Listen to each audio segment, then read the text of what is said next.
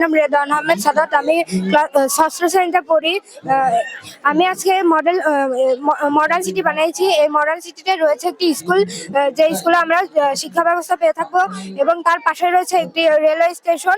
Railway স্টেশনের নিচে রয়েছে রেল লাইন, যেটির মাধ্যমে ট্রেন যাতায়াত করবে। এই ট্রেনের মাধ্যমে এক জায়গা থেকে আরেক জায়গায় খুব সহজে আমরা যেতে পারবো। এবং আমরা একটি রেখেছি শপিং মল, যেটির মাধ্যমে আমরা এক ছাদের নিচে অনেক কিছু কেনাকাটার জিনিসপত্র পেয়ে যাবো। এবং তার পাশেই রেখেছি আমরা একটি হাসপাতাল, যেখানে উন্নত মানের চিকিৎসা ব্যবস্থা রয়েছে।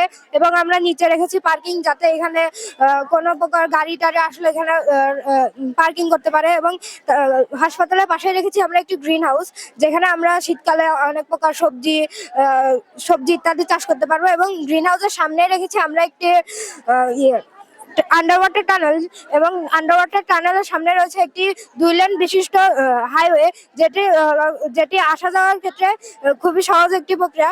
এটি হলো 2 লেন করার কারণ হলো যাতে কোনো প্রকার গাড়ি অ্যাক্সিডেন্ট না হয়, এই কারণে আমরা এটি রেখেছি। এবং আমরা রেখেছি উইন্ডমিল, যেটির মাধ্যমে আমরা বিদ্যুৎ উৎপাদন করতে পারবো। এবং আমরা রেখেছি একটা খেলার মাঠ, যেখানে শিশুরা তাদের খেলার মাধ্যমে তাদের মানসিক বিকাশ ঘটাতে পারবে। সর্বোপরি আমাদের এই মডেলটিতে কোনো পরিবেশ দূষণ নাই। এটি হলো আমাদের মডার্ন সিটি। ধন্যবাদ।